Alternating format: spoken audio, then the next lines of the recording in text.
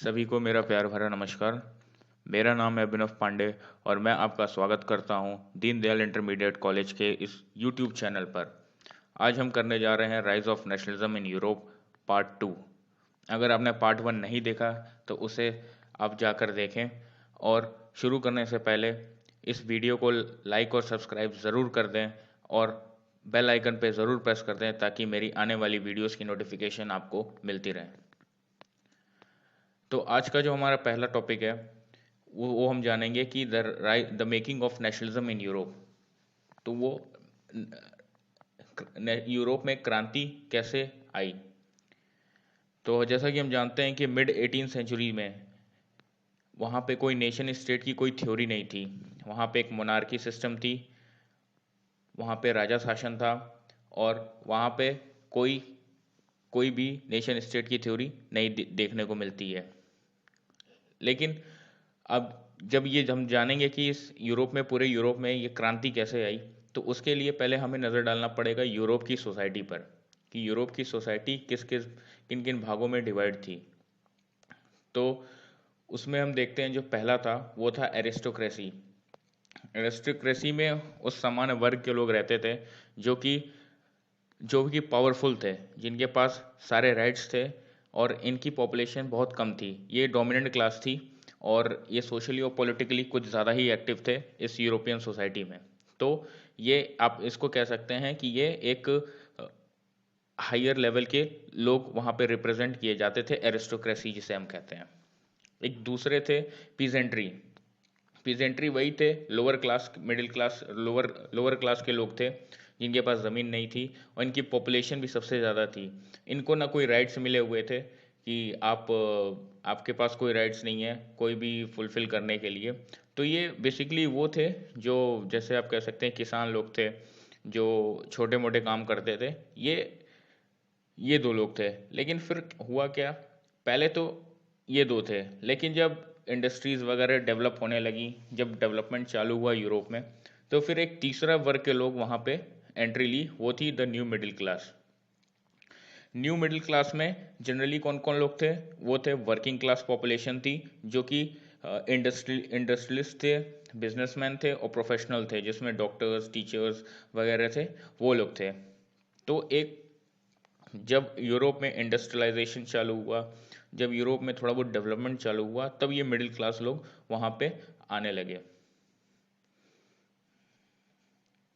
और इनकी उसी टाइम में डिमांड उठने लगी कि हमें जो है एरिस्टोक्रेसी प्रिविलेज जो थी, जो एरिस्टोक्रेसी, जो वहाँ के सारे राइट्स वगैरह जिनको मिले हुए थे, जो कि सब कुछ फ़ायदे जो उनको मिलते थे, कि वो सब ख़त्म होना चाहिए और सबको समान अधिकार मिलना चाहिए।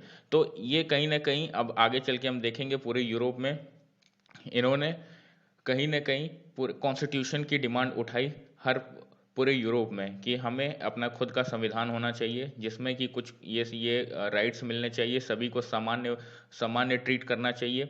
तो ये कहीं ना कहीं बहुत बड़ा रोल प्ले करने वाले हैं पूरे यूरोप में क्रांति लाने के लिए। फिर आपका ये टॉपिक है what did liberal nationalism stand for. अब देखते हैं लिबरल नेशनलिज्म क्या हुआ। अब जो न्यू मिडिल क्लास थे उनके साथ जो पीजेंट्री थे, वर्ग के जो और गरीब वर्ग के लोग थे, तो उनके अंदर ये भावना उत्पन्न होने लगी कि लिबरल नेशनलिज्म की। लिबरल नेशनलिज्म का मतलब क्या होता है, लिबरल का मतलब होता है फ्री, मतलब फ्रीडम। एक हर इंडिविजुअल को अपना खुद का एक अधिकार होना चाहिए, सब कुछ होना चाहिए। आइए देखते हैं इसमें। Idea of national unity in early 19th century Europe were closely allied to ideology of liberalism. The term liberalism derived from Latin root liber, means free. For the new middle class, liberalism stood for freedom for the individual and equality before law. देखिए उसी की बात मैं कर रहा था कि ये मिडिल क्लास अब डिमांड उठाने लगे इक्वलिटी बिफोर लॉ की, मतलब सबको समान अधिकार से ट्रीट करना चाहिए, चाहे वो एरिस्टोक्रेसी हो, चाहे पिजेंट्री हो, चाहे वो न्यू मिडिल क्लास हो। सारे हर देश में सभी को सामान्य वर्ग का अधिकार मिलना चाहिए, सबको इक्वली ट्रीट करना चाहिए। तीसरा देखते हैं politically it emphasise the concept of government by consent. इसका मतलब क्या हुआ, concept of government by consent का। अब ये डिमांड करने लगे कि हमारा खुद का कॉन्स्टिट्यूशन होना चाहिए, हमारी खुद की चुनी हुई वहाँ पे गवर्नमेंट होनी चाहिए। ये कहीं ना कहीं ये अपोज करने लगे राजा शासन को। जो वहाँ पे मोनार्की सिस्टम थी, वो ये नहीं चाहते थे कि वहाँ पे मोनार्की सिस्टम इस्टेब्लिश हो, और ये चाहते थे कि हमारी खुद से चुनी हुई जो गवर्नमेंट है वो वहाँ रिप्रेजेंट करे। जैसा कि हम देखते हैं, जो पढ़े थे फ्रेंच रेवोल्यूशन में, कि liberal had stood for the end of autocracy and clerical privilege, a constitution and representative government through parliament. 19th century liberal also stretched the invotively of private property. हमने उस वहाँ पढ़ा था फ्रेंच रेवोल्यूशन में कि इन्होंने वो काम वहाँ पे कर चुके थे, कि वहाँ पे कॉन्स्टिट्यूशनल, जब Napoleon Bonaparte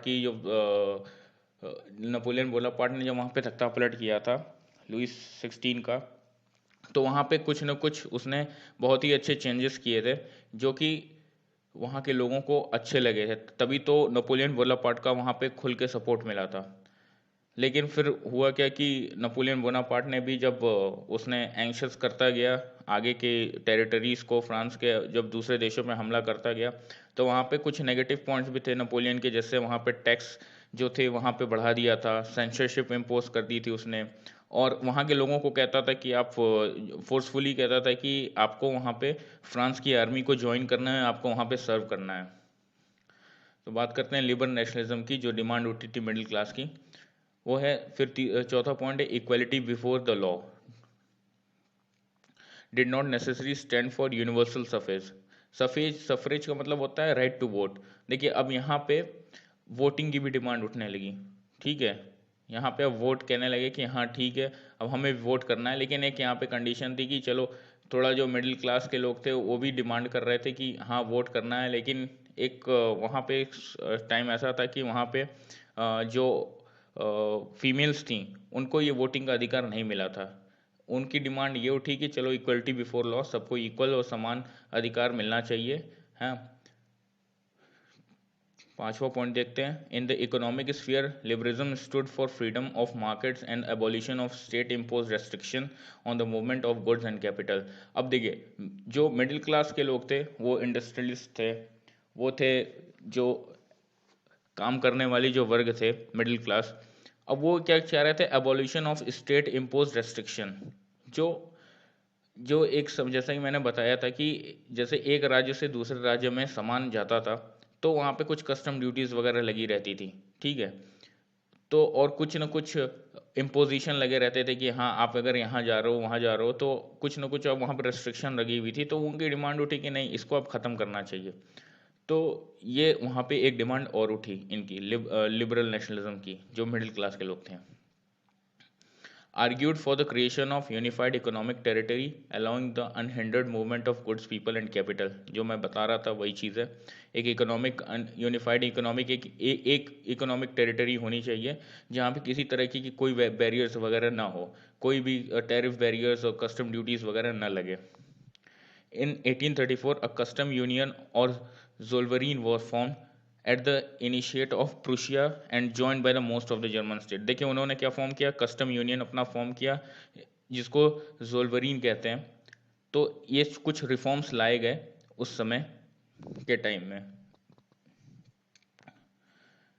the union abolish tariff barriers, उन्होंने टैरिफ बैरियर्स हटा दिए। Reduce the number of currency from over 30 to 2। देखिए एक ही देश में एक ही जगह पे 30 करेंसीज चलती थी। देखिए कितना बड़ा वो था कि कहीं करेंसी की वैल्यू कुछ और थी, कहीं कुछ और थी। एक ही जगह पे 30 करेंसी चलती थी, उसको रिड्यूस करके दो दो पे कर दी गई।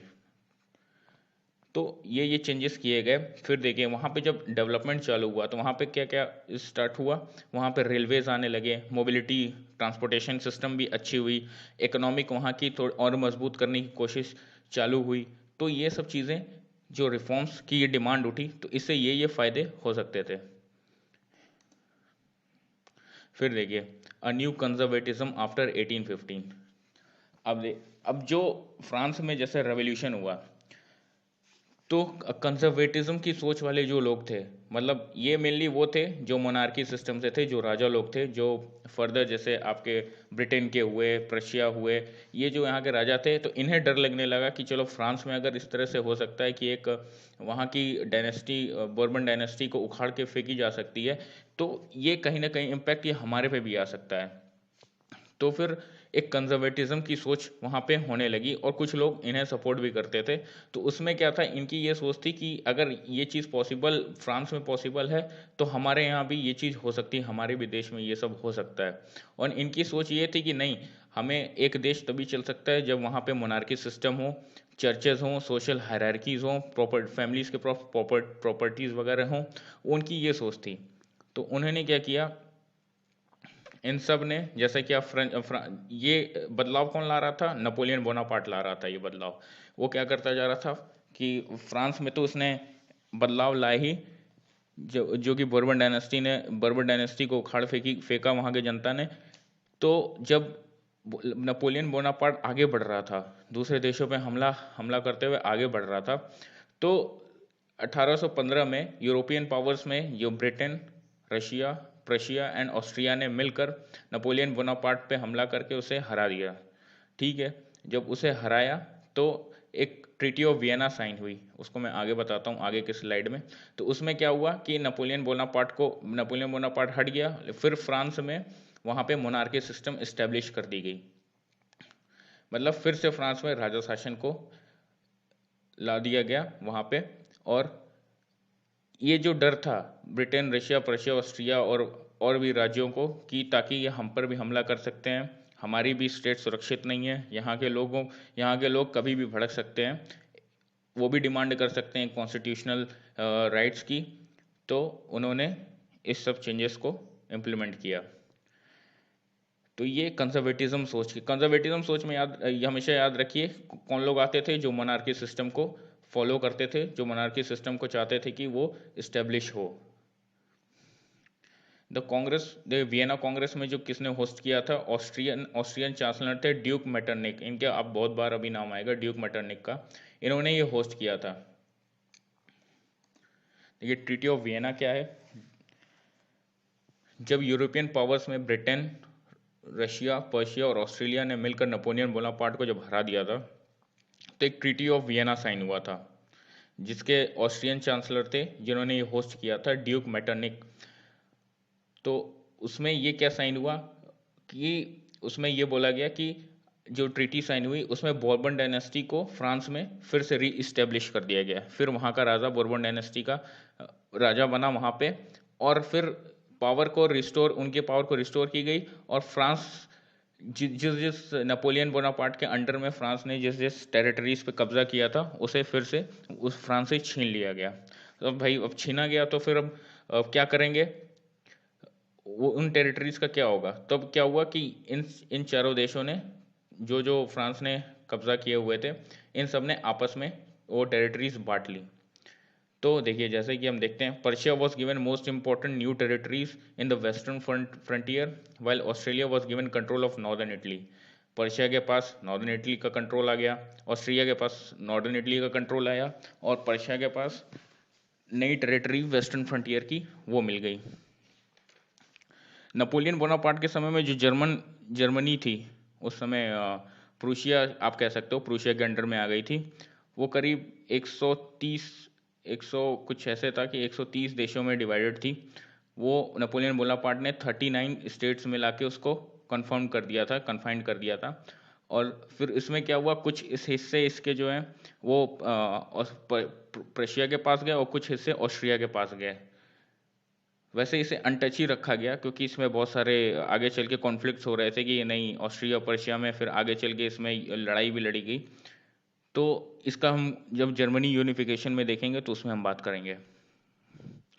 तो इनका main intention treaty of Vienna का क्या था कि ये इसका ट्रीटी ऑफ वियना साइन क्यों हुआ। इसका मेन इंटेंशन ये था कि to restore the monarchies that has overthrown by Napoleon and create a new conservative order in Europe. कि फिर से वहाँ पे राजा शासन फ्रांस में बैठाई जाए और ये कंजर्वेटिज्म की जो सोच है उसे फिर से यूरोप में बढ़ाई जाए। ये उनका था। इससे इनडायरेक्टली फायदा किसका था? जो मोनार्की सिस्टम थे, जो हायर एरिस्टोक्रेसी के लेवल के लोग थे, फायदा उन्हीं को था। फिर क्या हुआ देखिए, कुछ रेवोल्यूशनरी, फिर वहाँ पे क्रांति चालू हो गई, वहाँ पे क्रांति चालू हो गई। फिर वहाँ पे हुआ क्या कि चलो ठीक है, वहाँ पे फिर से राजा शासन का, फिर से कंजर्वेटिज्म की सोच वहाँ पे आने लगी। तो फिर लोगों के अंदर फिर से डर बैठने लगा कि नहीं, जो लुइस 16 के टाइम में फ्रांस में जो लुइस 16 ने किया था, अगर मोनार्की सिस्टम में अगर ये फिर हुआ तो फिर हमारे साथ अत्याचार होने लगेंगे, हमारे राइट्स को छीना जाएगा। तो फिर कई रेवोल्यूशनरीज आए, क्रांतिकारी आए इस चीज़ को फिर से चेंज करने के लिए। तो उनमें से एक थे गुजिप्पी मजीनी, वो इटली के थे। इटली इटली के क्रांति में इनका बहुत बड़ा रोल है, वो हम आगे देखेंगे, आगे पढ़ेंगे जब इटली की क्रांति तो इनका नाम आएगा। वैसे ये ज़्यादा सक्सेसफुल हुए नहीं थे। इन्होंने कुछ सीक्रेट ग्रुप्स वगैरह बनाए थे जो सीक्रेटली काम करते थे, जैसे यंग इटली इन मर्सिलीज में बनाए थे और the young Europe in burning इन्होंने किए थे, बनाए थे, जिसमें मेंबर्स थे young man from Poland, France, Italy and German state. तो ये अपनी क्रांतिकारी विचारों को ऐसे फैलाया करते थे ताकि एक बड़े बड़े स्तर पे एक रिवॉल्ट हो और फिर से वहाँ पे रेवोल्यूशन आ सके। ये गुजिप्पी मिज़नी का ये है, एक फ़ोटो देख सकते हैं। ये इन्होंने जब वो सीक्रेट ग्रुप स्थापना की थी यंग यूरोप इन बर्नी का, 1833 का ये है। तो ये देखिए यहाँ पे बैठ के डिस्कशन वगैरह कर रहे हैं, तो ये इसकी एक फ़ोटो है। फिर बात करते हैं द एज ऑफ रेवोल्यूशन 1830 से 1848 तक। फिर ये जो दौर था, यहाँ पर रेवोल्यूशन काफ़ी हायर लेवल पे चलने लगे थे। तो इसमें क्या हुआ, the idea of liberalism and nationalism become very popular in Europe. इस दौर में लिबरलिज्म और नेशनलिज्म के जो आइडियाज़ हैं वो पूरी तरीके से पॉपुलर होने लगे पूरे यूरोप में। उस समय जब डेवलपमेंट होने लगा तो पॉपुलेशन बढ़ी, पॉपुलेशन बढ़ा तो फिर क्या हुआ, भूखमरी बढ़ी, हार्डशिप मतलब काम, वहाँ पे रोज़गार कम हुए क्योंकि वहाँ पे मशीनों ने ले ली थी, आदमियों की जगह मशीनों ने ले ली थी, और एक लार्ज स्केल पे अनएम्प्लॉयमेंट चालू हुआ वहाँ पे। तो अब क्या हुआ कि वहाँ की जनता अब नाखुश होने लगी, और उसी बीच में कंजर्वेटिव रिजीम जो थी अपनी पावर को कंसोलिडेट करना वहाँ पे चालू कर दी। कंजर्वेटिव कौन थे? वो वही hierarchy, higher hierarchy monarchy system जो इसको फॉलो करते थे। तो liberalism and nationalism came to be increasing associate with revolutionary in many regions of Europe such as Italian and Germany state, the provinces of Ottoman Empire, Ireland and Poland। देखिए अब ये हर जगह पे रेवोल्यूशन चालू हो गया। जो रेवोल्यूशनरीज थे वो अपनी अपनी आइडियाज़ को हर पूरे यूरोप में फैलाने लगे, और इसमें मेनली जो पार्टिसिपेट करते थे वो कौन थे? ये न्यू मिडिल क्लास के लोग थे, जो पीसेंट्री लेवल के लोग थे, वो इसे फॉलो करते थे इन आइडियाज़ को। तो उनमें मेनली कौन कौन थे? ये प्रोफेसर होते थे, स्कूल टीचर्स होते थे, क्लर्क होते थे, end moment members of commercial middle class के लोग होते थे। फिर हुआ क्या, आप देखते हैं इस क्रांति का कुछ तो असर हो गई होगा जब अगर रेवोल्यूशन चल रहा है तो देखेंगे हम 1830 से 1848 के बीच में किन किन देशों में क्या क्या क्रांति आने लगी। तो फ्रांस में देखते हैं, अब वहाँ पे क्या हुआ था, वहाँ पे फिर ट्रीटी ऑफ वियना साइन हुई थी, जो ब्रिटेन, ऑस्ट्रिया, पर्शिया और रशिया ने मिलकर नेपोलियन बोनापार्ट को हराया था। तो ट्रीटी ऑफ वियना में फिर से वहाँ पे बोर्बन डायनेस्टी बैठा दी गई थी। लेकिन अब क्या हुआ, 18 जुलाई 1830 में, ये याद रखिएगा, जुलाई 1830 में फिर वहाँ पे क्या हुआ, जो बोर्बन किंग था जिसको हम लोग को जिसको पावर मिली थी, फिर वहाँ से उसको उखाड़ के फेंक दिया गया। ठीक है, वहाँ के जो लिबरल रेवोल्यूशनरीज थे, क्रांतिकारी थे, वहाँ पे क्या किया, installed constitutional monarchy with Louis Philippe at its head. Constitutional monarchy वहाँ पे स्टैब्लिश हुई। ठीक है, और उसका हेड कौन था? लुइस फिलिपी था। अब देखिए फिर से वही काम हुआ, यहाँ से बोर्बन डायनेस्टी का जो किंग था उसको फ्रांस से हटा दिया गया। तो ये मेटरनिक का जो मैं बता रहा हूँ, मेटरनिक ने जो ट्रीटी ऑफ वियना के जो हेड थे, वहाँ उन्होंने एक कोट किया, उन्होंने एक बात बोली, when a France sneeze the rest of Europe catches cold. मतलब अगर फ्रांस स्नीज करता है, छींकता है, तो पूरे यूरोप को कोल्ड पकड़ लेता है, पूरे यूरोप को जुकाम हो जाता है, मतलब इसका कहने का मतलब ये हुआ। तो अब देखिए जब फ्रांस में ये क्रांति हुई फिर से, तो अब क्या हुआ, अब इसका असर तो पूरे यूरोप पे जाना ही जाना है। फिर ये देखिए ब्रुसेल्स में क्या हुआ, ब्रुसेल्स अपने आप को सेपरेट कर लिया यूनाइटेड किंगडम ऑफ नीदरलैंड से, ब्रुसेल्स ने अपने आप को हटा दिया। फिर ग्रीक वॉर ऑफ इंडिपेंडेंस हो गया। अब देखिए इसका इम्पैक्ट, पूरे फ्रांस का इम्पैक्ट पूरे यूरोप पे जा रहा है अब। तो ग्रीक वॉर ऑफ इंडिपेंडेंस हुआ, यहाँ पे स्ट्रगल ऑफ इंडिपेंडेंस स्टार्ट 1821 में ही हो चुका था। फिर during Greek war public get support from Greece, western Europe artists and poets, तो इन्हें वहाँ से सपोर्ट मिलता था। ग्रीक जो था वो ऑटोमन एम्पायर के अधीन था, वो ऑटोमन एम्पायर इस पे राज करता था। तो फिर वहाँ पे क्या हुआ कि ट्रीटी ऑफ कॉन्स्टेंटिनोपल साइन हुआ 1832 में, और ग्रीक को इंडिपेंडेंट नेशन डिक्लेयर कर दिया गया। तो ये ग्रीक का था। फिर उसी बीच में 1848 में द रेवोल्यूशन ऑफ लिबरल्स हुआ, मतलब वही न्यू मिडिल क्लास के जो लोग थे।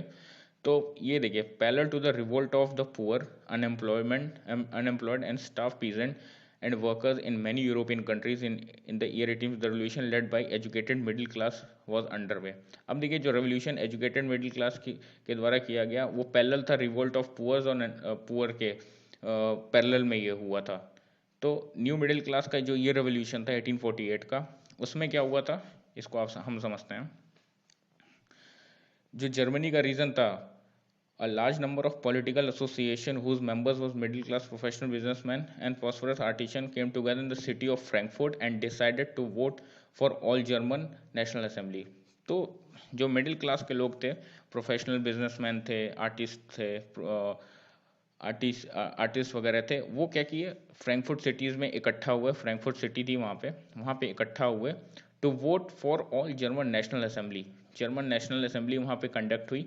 तो वो क्या थी, सब ने वहाँ पे डिसाइड किया कि ठीक है हम करेंगे, लेकिन यहाँ पे उनकी डिमांड थी कि हम एक कॉन्स्टिट्यूशनल देश बनाएं जिसमें एक कॉन्स्टिट्यूशन हो और जिसमें मोनार्की सिस्टम जो है वो ख़त्म की जा सके, मतलब जो पावर है वो उसकी थोड़ी कम की जा सके मोनार्की सिस्टम की। तो देखिए यहाँ पे क्या हुआ, 831 elected representative marched in a festive procession to take their places in Frankfurt Parliament conveyed in the Church of St. Paul।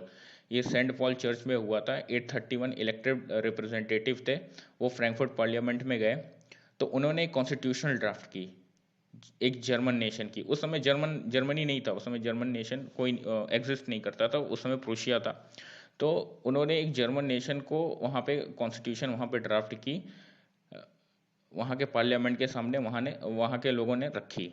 तो फिर क्या हुआ कि जब वहाँ पे रखी तो ये वहाँ के उस समय जो प्रूशिया के किंग थे फेडरिक विलियम फोर, उन्हें ये पसंद नहीं आया, क्योंकि वहाँ पे था कि वहाँ पे उस ड्राफ्ट में बात की गई थी कि राजा के पावर को लिमिट करने की बात की हुई थी कि ठीक है आप राजा रह सकते हो, पर लेकिन आपका एक कॉन्स्टिट्यूशनल ये देश बनेगा जिसमें आपको वो आपकी पावर को लिमिट कर दिया जाएगा, बहुत कम कर दिया जाएगा।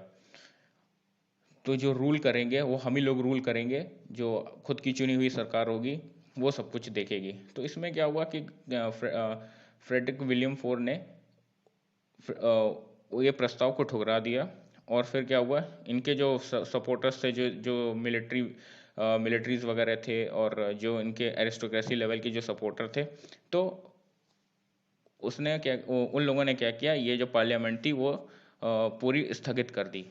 तो ये कुछ ज़्यादा इसमें बदलाव हो नहीं पाया, लेकिन थोड़ी बहुत जो इस दौर में देखा गया उसमें हम देख सकते हैं कि पोजीशन ऑफ वुमेन के बारे में हम जान सकते हैं कि इन्होंने भी हेल्प की थी कॉन्स्टिट्यूशनल ड्राफ्ट करने में, और स्टार्टेड गेटिंग कंसेशन, हर लेवल पे इनको भी कंसेशन मिलने लगा जो उनके अधिकार थे। जैसे यहाँ पे जो वुमेन राइट्स जो हैं इंडिया में अपने देखते हैं कि जो संविधान के अंतर्गत में जितने भी परसेंट इनको भी कंसेशन मिलते हैं, सब कुछ है, वहाँ भी मिलने लगे। लेकिन जब ये बात आई वहाँ के वुमेन्स की वोटिंग की, तो वहाँ पे सब मामला वहाँ पे ठंडा पड़ गया, उन्हें फिर वोटिंग का कोई अधिकार नहीं मिला। तो ये तो पैरेलल चला था जो मिडिल क्लास के लोगों ने चलाया था ये रिवोल्ट। आगे बात करते हैं द मेकिंग ऑफ जर्मनी 1871। तो बात करते हैं जर्मनी कैसे यूनिफाई हुआ। 1871 में यूनिफाई हो चुका था। तो इसकी जो जिम्मेदारी उठाई वो थे प्रुशिया के जो किंग थे। उन्होंने ये देखा कि हमारे जो देश है वो टुकड़ों में काफ़ी बटा हुआ है, तो उसको हम यूनिफाई करना बहुत ज़्यादा ज़रूरी है। तो उन्होंने ये मुहिम चलाई कि हाँ, हमें एक यूनिफाइड देश चाहिए। तो उन्होंने ये काम अपने चीफ मिनिस्टर को दिया, जो ऑटोमन बिस्मार्क नाम था उनका। ये नाम याद रखिए, ये बहुत बार आता है, एग्जाम्स में भी पूछे जाते हैं। ऑटोमन बिस्मार्क, इनको ही पूरा स्टील फ्रेम कहा जाता है। पूरे जर्मनी को यूनिफाइड करने का इनका बहुत बड़ा रोल था। जैसे अपने इंडिया में लाल बहादुर शास्त्री जी ने पूरे इंडिया को यूनिफाई किया था, हर राज्यों को यूनिफाई किया था, वैसे ये जर्मनी में सबसे बड़ा रोल इनका है, बिस्मार्क का। इन्होंने पूरे जर्मनी को यूनिफाई किया। और किसके मदद से किया था? प्रूशिया के आर्मी और ब्यूरोक्रेसी के दम पे इन्होंने सबको एक साथ लाया और पूरा एक जर्मन नेशन बनाया।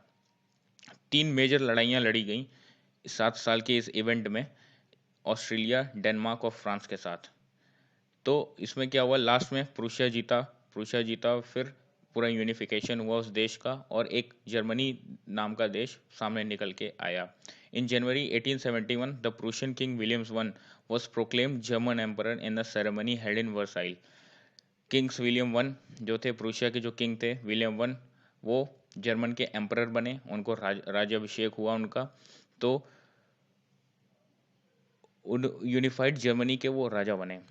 तो फिर ये कहाँ हुआ था कि on the bitterly cold morning 18 January 1871 an assembly comprising the princes of the German state, representatives of army, important Prussian minister including the chief minister Otto von Bismarck, gathered in the unheated hall of mirror in the palace of Versailles to proclaim the new German empire headed by Kaiser William I of Prussia.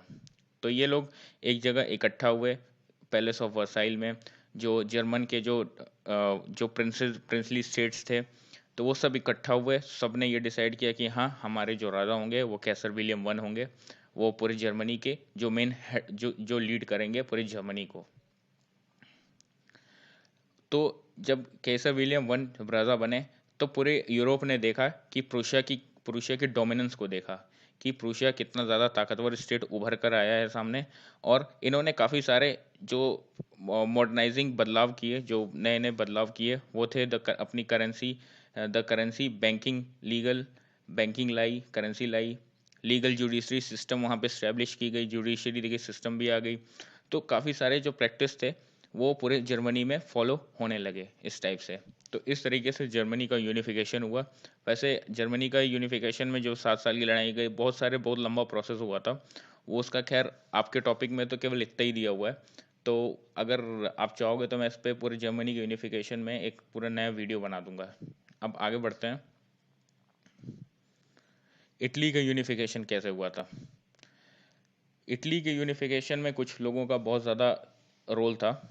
इसके लिए हम पहले नज़र डालते हैं। Italy जब unified नहीं था, तो ये उसका मैप है। जब इटली यूनिफाई नहीं था तो वो 4 मेन हिस्सों में बटा हुआ था।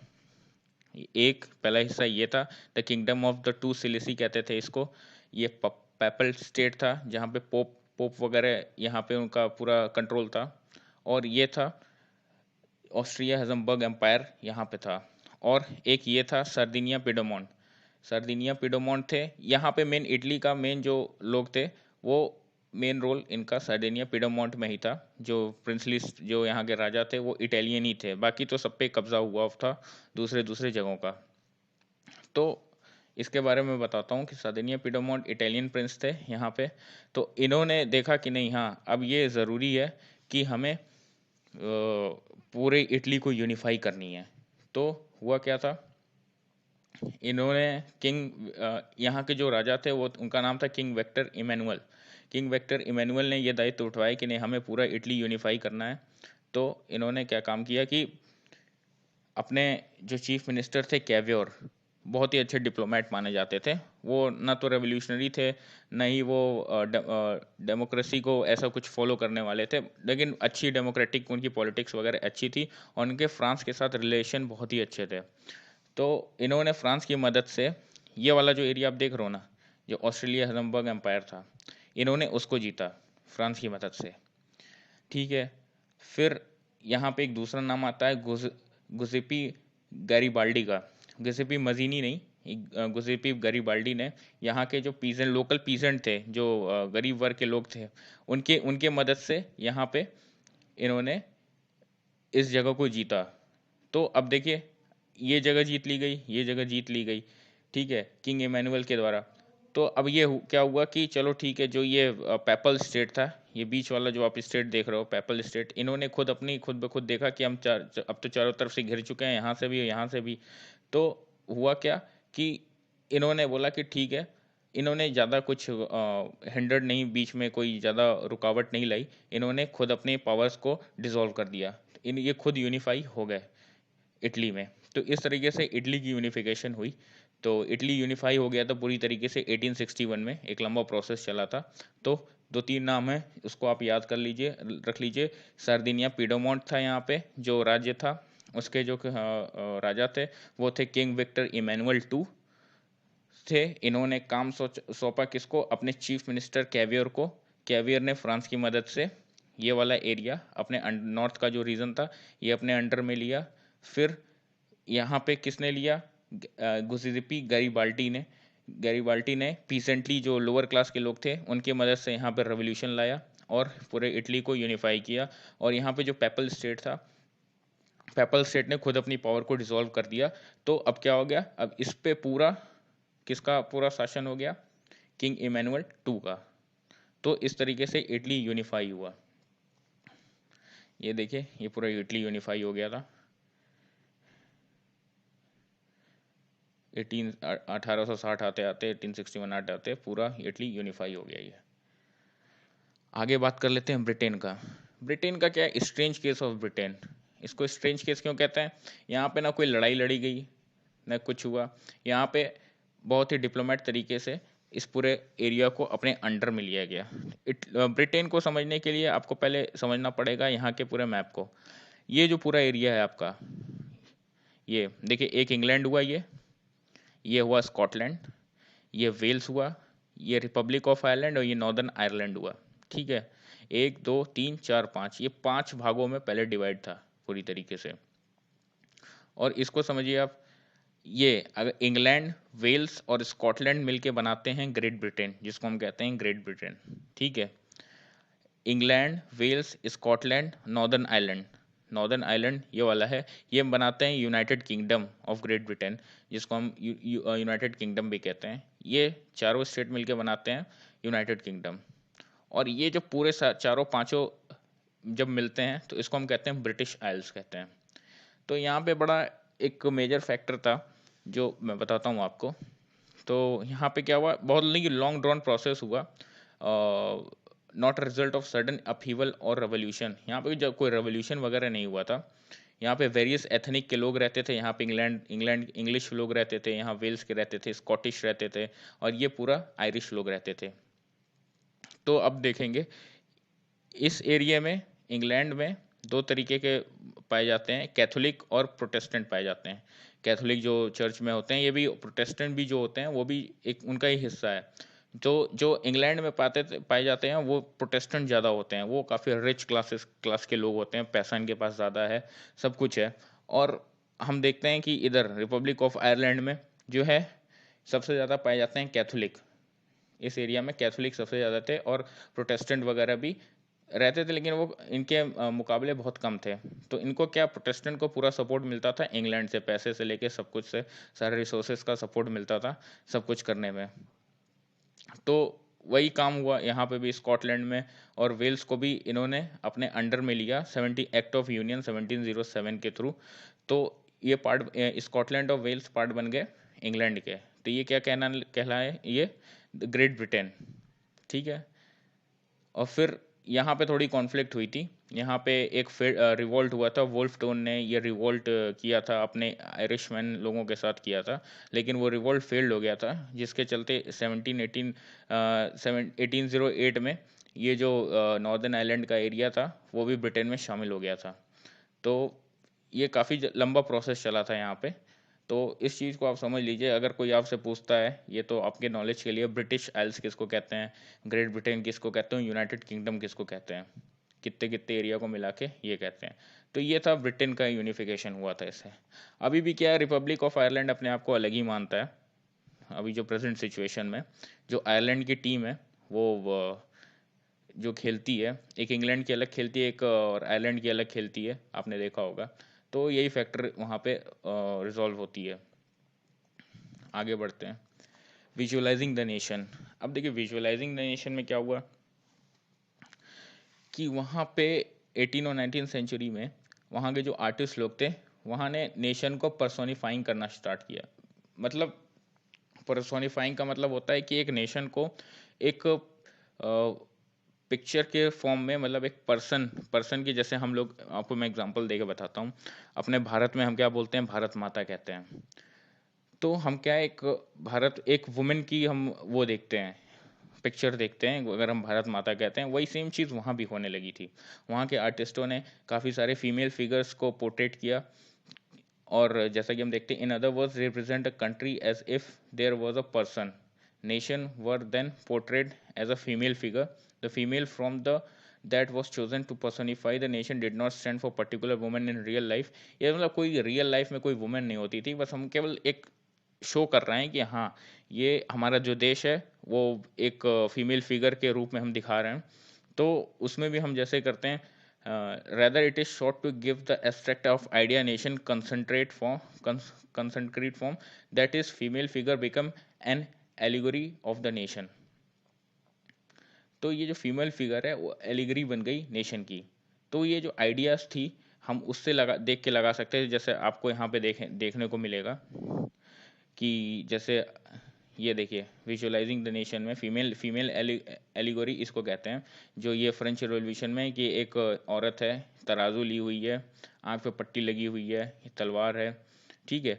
तो इसमें क्या है, ये जो आर्टिस्ट लोगों ने इस तरीके से डिज़ाइन किया, तो इसका मतलब क्या हुआ, ये रिफ्लेक्ट करता था कि यहाँ पे लिबर्टी, जस्टिस और रिपब्लिक है। तो ये पिक्चर उस चीज़ को डिफाइन करती थी। तो इस तरह के आइडियाज़ वहाँ पे हर जगह पे दिखने लगे। इसके बारे में देख लेते हैं, ये फ्रेंच के टाइम का ये। These idea was represented through specific object and symbols. देखिए, ये तराजू ली हुई है कि हाँ यहाँ पे जस्टिस होगा, यहाँ पे सब बराबर हैं, जैसा अपने यहाँ भी होता है। तो सेम चीज़ें वहाँ भी होने लगी। ये देखिए स्टेटस, ये स्टैम्प और कॉइन पे भी ये पिक्चर छपने लगी। मरीनी है, मरीनी की इमेज है ये status of Marini was erected in the public square to remind the public of national symbol of unity and persuade them to the identity with it। तो ये सिंबल रिप्रेजेंट करता था कि चलो यहाँ पे हमारे अंदर यूनिटी है, सब कुछ है। तो जहाँ पे स्टैम्प होते थे, कॉइन होते थे, हर जगह पे इस तरीके से इस चीज़ को पोर्ट्रेट करने लगे वहाँ के जो आर्टिस्ट थे। तो इससे जैसे हम लोग खुद हैं, जैसे बोलते हैं भारत माता की जय बोलते हैं, तो अपने अंदर एक खुद की फीलिंग आती है कि हाँ, नेशनलिस्ट की फीलिंग आती है। तो वही चीज़ें वहाँ भी होने लगी थी। ये जर्मनी का है, जर्मीनिया को रिप्रेजेंट किया गया। Germania become the allegory of German nation which represented Germania wear a crown of oak leaf. ये देखिए, ये जो क्राउन पहनी हुई है ओक लीफ का है, जो रिप्रेजेंट करता है हीरोइज्म को, मतलब बहादुरी को रिप्रेजेंट करता है। ये तलवार कुछ रिप्रेजेंट करता होगा। ये देखिए झंडा ली हुई है, सब कुछ है। जैसे अपने भारत माता की जैसे तस्वीर होती है, एकदम सेम उसी तरीके से ये चीज़ होने लगी थी वहाँ पे। वहाँ के आर्टिस्टों ने सब कुछ पोर्ट्रेट करना चालू कर दिया था। तो ठीक है, लास्ट में मैं विदा लेता हूँ। उम्मीद करता हूँ आपको ये सब समझ में आया होगा, और इस चैनल को लाइक सब्सक्राइब ज़रूर कर दें, और बेल आइकन पे ज़रूर प्रेस कर दें, ताकि आने वाली फर्दर वीडियोस की अपडेट्स वगैरह आपको मिलती रहें। तो बहुत बहुत धन्यवाद आपका। मिलते हैं हम अगले वीडियो में।